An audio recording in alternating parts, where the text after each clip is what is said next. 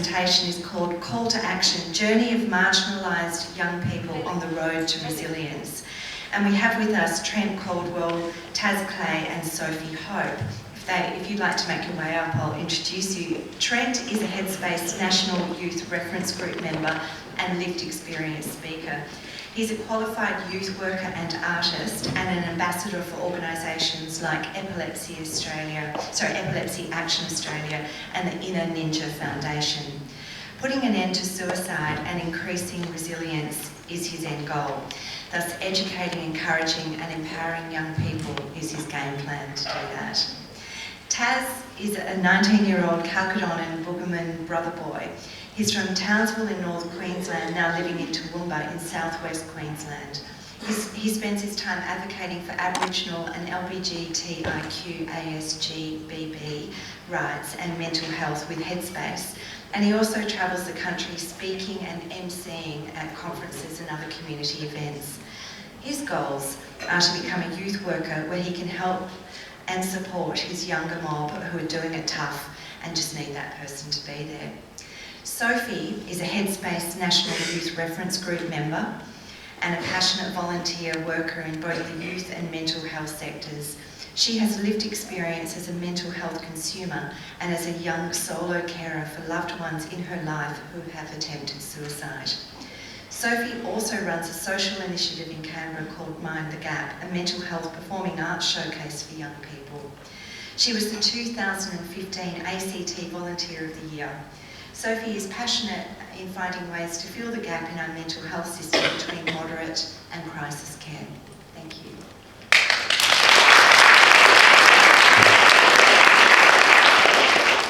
Thank you so much for that introduction. It was very kind. So hello everyone, thank you so much for having us here today. We would like to respectfully acknowledge the Meanjin Nation, the traditional owners of the land where we gather for this conference today. We would like to recognise that this land has always been under their custodianship. We pay our respect to elders past and present and to emerging community leaders. We would also like to extend respect to all Aboriginal and Torres Strait Islander people here today. So my name is Sophie and I'm from the ACT. This is Taz from Queensland and this is Trent from WA, and we're all mental health advocates on the Headspace Youth National Reference Group. So the three of us are totally different people with totally different life experiences, but the one thing that really ties us together is that we are all extremely passionate about suicide prevention. We are, however, passionate about suicide prevention for totally different reasons. And so today we're each going to briefly cover an issue within suicide prevention that we have strong personal ties to and believe needs to be discussed further. We'll also be calling you all to action, suggesting 3 things that we could all do to help save young people's lives. So I'll go first, and then Taz, and then Trent. We'd also like to quickly provide a trigger warning now for this presentation, and we won't be offended if you need to leave the room. So I'm 24 years old, and I've been surrounded by mental illness and self-harm. Several loved ones in my life have attempted suicide on multiple occasions, and for 2 of them, I've been their main support person. I also have a Bachelor of Science Psychology, and I've worked and volunteered in the field for 5 years now. I'm too a mental health consumer, as you've just heard. I have a history of complex trauma, and I have experienced repeated suicidal ideation. And today, I want to talk to you about something extremely close to my heart. The following are 5 real events which occurred in the ACT. 1. A young person with a mental illness attempts to overdose whilst mentally distressed. An ambulance is called. The paramedic on scene laughs at the vomiting girl, saying she has done this to herself. 2. A young person self-harms and the police are called via the crisis assessment and treatment team. One police officer pushes the young person into the back of the car and says to their colleague that they are sick of these attention seekers. The young person is taken to the police station, not the hospital. 3. A young person with diagnosed depression attempts suicide. The police officer says to the young person's girlfriend, he's only doing this because he's drunk. 4. After an attempted suicide, a paramedic wheels a young person to the back of an ambulance and says to his colleague in frustration, he's just another one of those. 5. I pleaded to a police officer not to shoot my best friend as he attempted suicide by cop. The policeman said, well, if he's going to act like this, and proceeded to place his hand on his gun. I know about these events because some of them I witnessed and others were raised during the Youth Coalition's focus groups on mental health in 2016. Just trying to change the slide. A multitude of reports by different young people at these focus groups implicated that paramedics and police officers have done unjustifiably negative things to youth experiencing mental health issues and mental distress. I've consulted now with my colleagues from Headspace National, and I've now been made aware that these events are occurring all across the country and not just in the ACT. I strongly believe that paramedics and police officers need more mandatory mental health and suicide intervention training. I've been advocating for this for a number of years now, and I'm often greeted with the same responses which some of you actually here might be thinking right now. First responders don't have enough time to deal with these issues. Mental illness isn't in their job description. It isn't their responsibility. You are asking too much of police and paramedics. I've been thinking a lot about these responses, and I'm still fighting for the increase in training and awareness for these frontline professionals. But now I'm fighting not just for the people with mental health issues, but also for the sake of police and paramedics. As we know how traumatic it can be to witness a suicide attempt, especially if you are not prepared. If we increased training for these emergency services, not only would we be treating the public more respectfully and they would be able to help in a more appropriate manner, but they could also be better prepared for what they might encounter and protect themselves. A police officer in the ACT told me in 2015 that mental health call-outs are the third most common reason police are called out in Canberra. Also, according to data released by Australian Emergency Services, the amount of call-outs received by police which are mental health related can be equated to 1 call per hour. And the amount of ambulance call-outs that are related to mental health are 1 in 5, and this is massive. People who are wanting to become police and paramedics should be told the facts, that a high percentage of the call-outs they attend might be mental illness or self-harm related. And we know that police and paramedics don't go into their professions to be a suicide call-out service, but the reality is that unfortunately we don't yet have a nationwide suicide call-out service. And the crisis teams that do exist still send police and ambulances first if they fear that it could be a dangerous situation or that self-harm has already occurred. So our police and our paramedics are always the first professionals on the scene of an attempted suicide or a self-harm event. People training to work in the emergency services should be aware of these facts, as it could really help them decide whether that career option truly is for them or whether they'd rather do something else. Furthermore, the police and paramedics that attend self-harm call-outs are sometimes the first insight that someone has into the mental health system.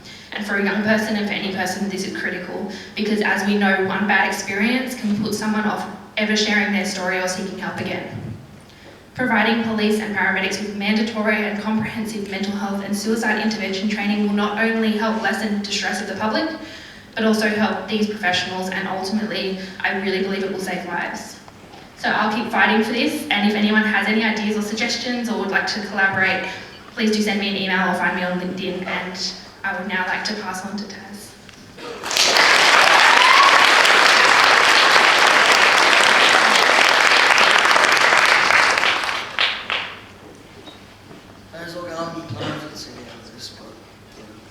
I'd personally like to acknowledge the people in the Hampton Nation where we're gathering here today.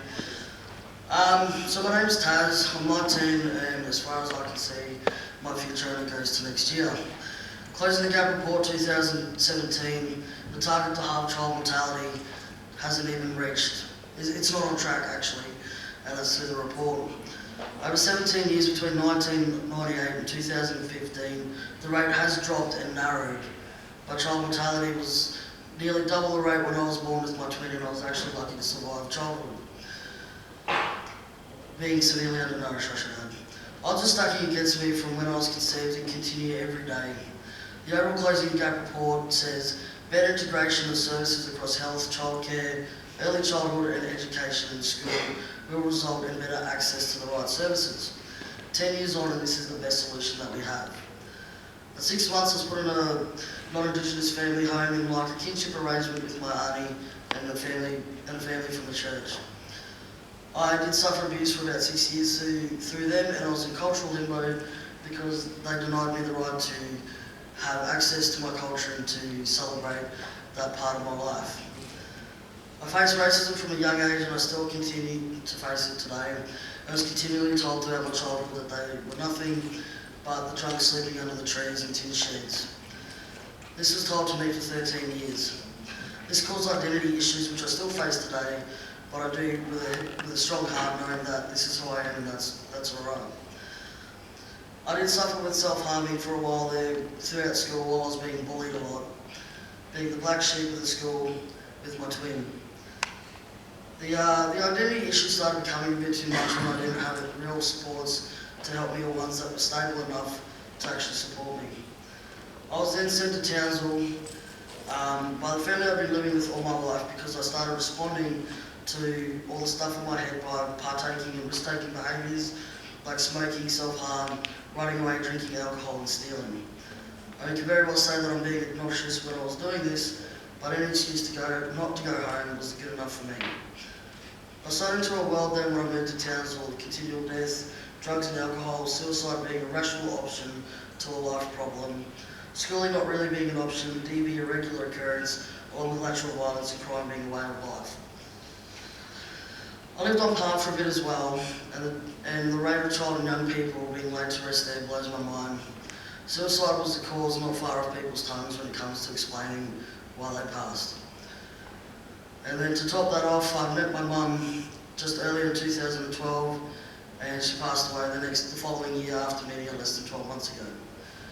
This set me on a downward spiral for the next year of drugs and alcohol, extreme risk-taking behaviour, and suicide becoming an ever-increasing solution to my unravelling mind of 15 years of age. Between my mum passing and turning 18, I then went under the system of Department of Child Safety. After numerous hospital visits, intensive counselling, and starting medication, I got accepted into a trades college in Townsville. I was quite fortunate enough to be allowed to go there. And with that, I then graduated grade 12, and at the same year I earned a position at Headspace National Youth Reference Group, along with Trent and Sophie. But at the same time, I then lost my first person who I was ever close to by suicide. This was a new, confusing pain that I'd never felt, even though I'd lost many people in between. But when I was engaged with Headspace, I discovered they had a project called Yarn Safe, which was initially got a lot going on. This then brought me into the world of Aboriginal and Torres Strait Islander mental health and suicide prevention. The fact that it's so prominent in younger Aboriginal and Torres Strait Islander men, and flatly prominent in the Aboriginal and Torres Strait Islander community, and then that's not even taking into consideration the LGBTIQA and sister girl and brother boy community. Suicide is a factor of intergenerational trauma, even though it might seem anecdotal, it is. Alcohol and drug abuse and staggering lack of national Aboriginal and Torres Strait Islander specific support, cutting of funding for these smaller community supports and moving it into a wider fund will continue to see life expectancy become lower, either through suicide or health implications. So my call to action seems quite obvious, is to reinstate funding, listen and consult with people in communities. They're the experts, they're the ones that live it every day, they know what they're on about. And while the referendum was only 50 years ago, the Closing Gap report 10 years ago, a lot has changed, but a lot hasn't changed at the same time. I'm ready to talk and I'm ready to change the generational journey of my people. I'll leave you with the statement, I could become a statistic, but I'm here to change them.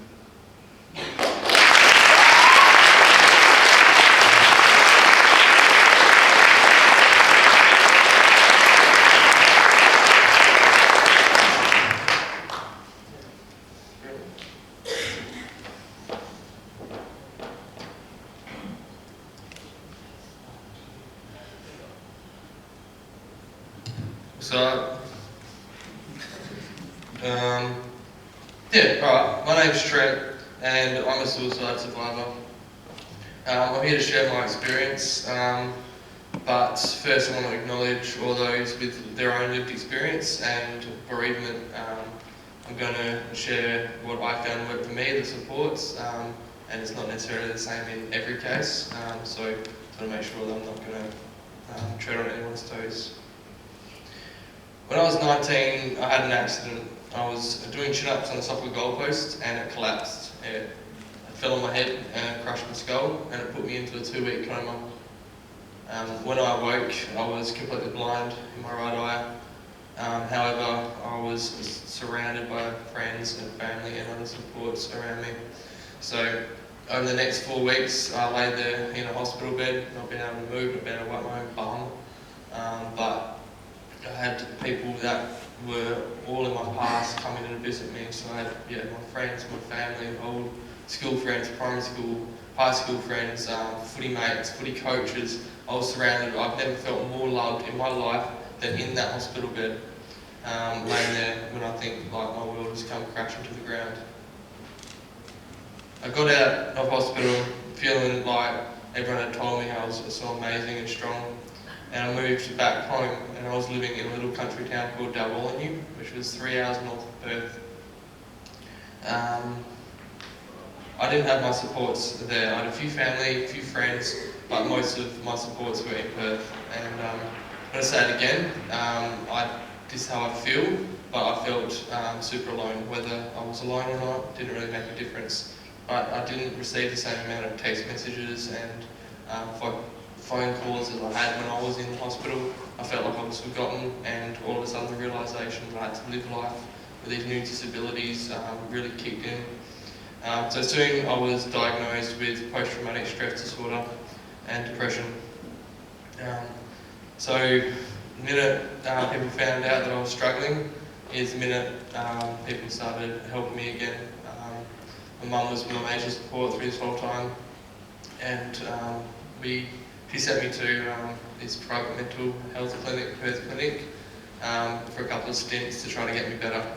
And to be honest, I don't think the professional help in there helped me. I think it was more the people that I met, the friends that I got along with that I've never met, but all shared a similar experience. They're the guys that supported me. So when I left that clinic, I felt top of the world again. I felt like I could take on the world. I felt it was like being on a high after being on such a low for such a long time. I guess I don't need to explain depression and mental illness to you guys, but we know there's no magic pill for it. And eventually depression and the symptoms, suicidal ideation started coming in. I felt worthless. Everything seemed hopeless. I was back to square one, selling pens. I wasn't going anywhere in my life. So one day I decided to end my own life. Luckily, a security guard found me and took me to hospital. And soon after, I was admitted to Greyland Psychiatric Hospital into the lock ward under the Mental Health Act. It was in this place though that a new passion had ignited. I would never let another young person go through what I had experienced. And while I was in there as well, I had that many visitations from, again, people that I thought had totally forgotten me. It was a bit like, I guess, how you see in the prison movies and stuff, where you got like a little visit room and you sit on one side of the table and they come and visit you on the other side. But it's that constant support of always the nurses coming out saying, "Hey Trent, you got someone to see. Oh my God, that's so awesome." And my Facebook was going off the hook again. And I realised in there that I also wanted to be a support for other people. I realised how important support was. And so when I left Greylands, over the next few years, I found my purpose, and that was to become a youth worker and help other disadvantaged young people going through their own rough times, especially with mental health issues. Hence why I joined the Headspace National Reference Group.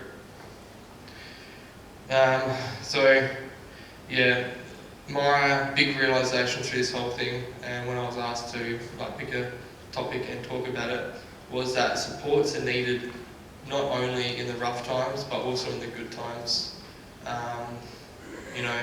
If you look, just using my little snippets of my own past, you realise that the supports that I needed came after bad events happened, after I had an accident, after I ended up in psychiatric hospitals, that sort of stuff. So nowadays I'm really, really happy.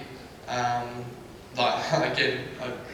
been to countless really big struggles, even recently, gone through breakups, that sort of stuff.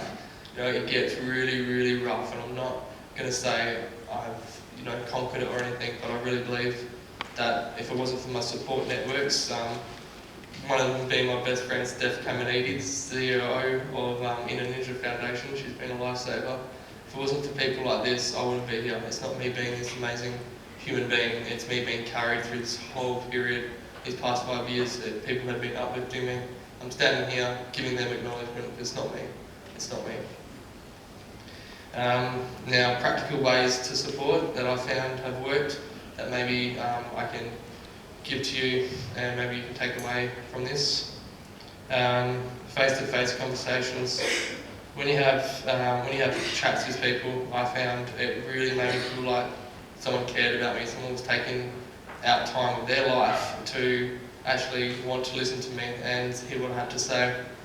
And when they invited me out for coffees and stuff, it makes you really feel wanted, Whether you want to go out, you get the choice to say yes or no, but just having that choice, you're all of a sudden empowered and you feel so much better. Also, a lot of these days it's social media and texting and stuff, and so it's as simple as sending someone a message going, hope you're well. If you don't want to have the conversation, whatever, just say hope you're well. Or, how are you going? Starting that conversation.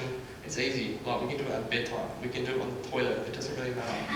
Like, you can do it anywhere these days.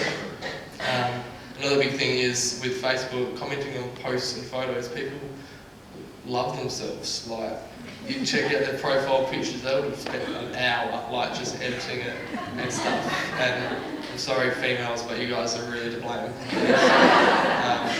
So let's flick people a message and say how we appreciate it, how we think they look nice, like really nice, That sort of jazz. I found that really helped, especially with my artwork. Like, just knowing people actually cared. It was really, really crap a long time ago, but people still complimented me, and hence, I guess I'm doing really good stuff now because people had encouraged me the whole time. And I also think another important thing was the people that were around me now have all done some sort of suicide prevention or like first aid training, mental health first aid assist. I think that's very, very important, especially if we're in this field and we're going to be advocating. I think we should get something under our belt because if we're being vulnerable to other people, opening up about our story, for me, I found people have become opened up back to me, and you need to be equipped for this. You need to go, okay, I know who to refer to. I know Lifeline's 13, 11, 14. Contact them, guys. This is a crisis. And also, if they've come to you in person, you can go through your whole, like you would first aid, or normal first aid. You can go through your process of helping someone through a crisis, in a crisis. So I think that's very important as well. But to wrap up, I definitely want to reiterate that I think we should really make an effort nowadays to send a message out to other friends and families and show that we support, that people are cared for, because as cliche as it sounds, that very much could save a life. Thank you.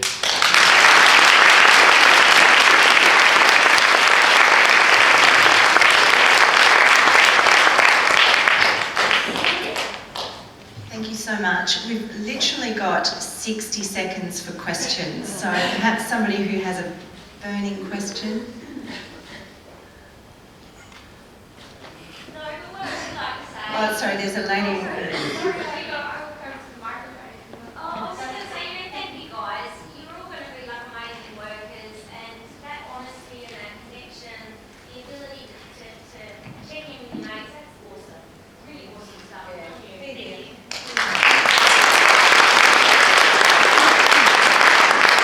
Just one question. Thank you. Thank you for sharing your personal stories with us. I thought they were truly so inspirational and beautiful, and thank you for sharing with it. That was just, amazing. Also, my question is, I live in Alice Springs, and we currently don't really have a lot of services for young people, especially in suicide prevention. We have Headspace, and they have a youth reference group as well. But there's a huge struggle with engaging youth and providing support to youth in suicide prevention, and also in the last 3 to 4 months there's been a high number of suicides in Alice Springs and surrounding regions, and all young people. So my question to you guys is, what are some recommendations that I can take back to Alice Springs as a community to try and get some support to those young people who are struggling? Thank you.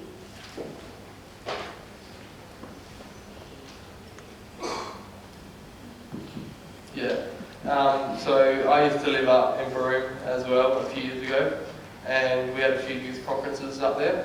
So I guess I could start by saying I reckon if you ran a youth conference and invited other young people to talk, you generally will find you have young people, young leaders in that community, in whatever community you go to. So inviting them to get up on stage,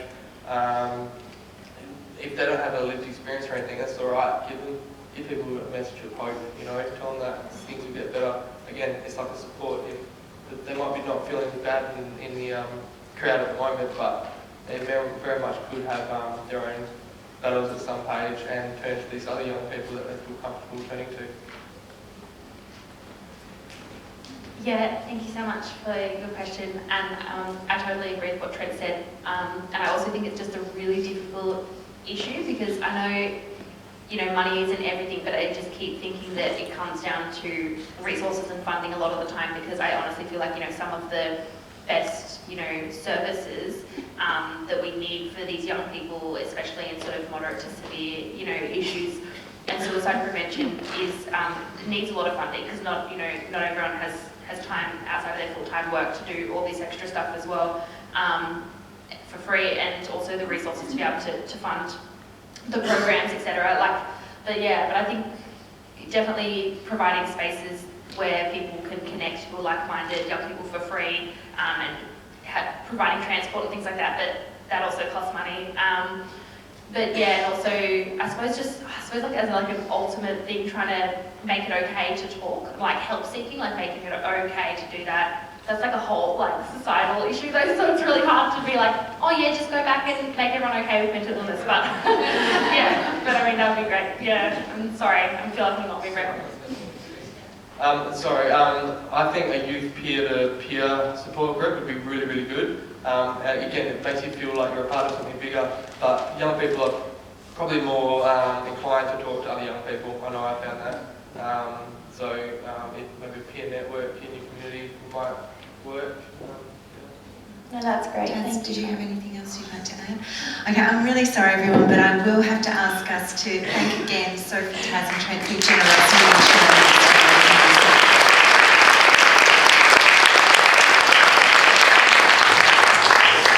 I'm now going to invite Dr. Sam Batchelor to the podium. Sam's presentation is Suicidal Thoughts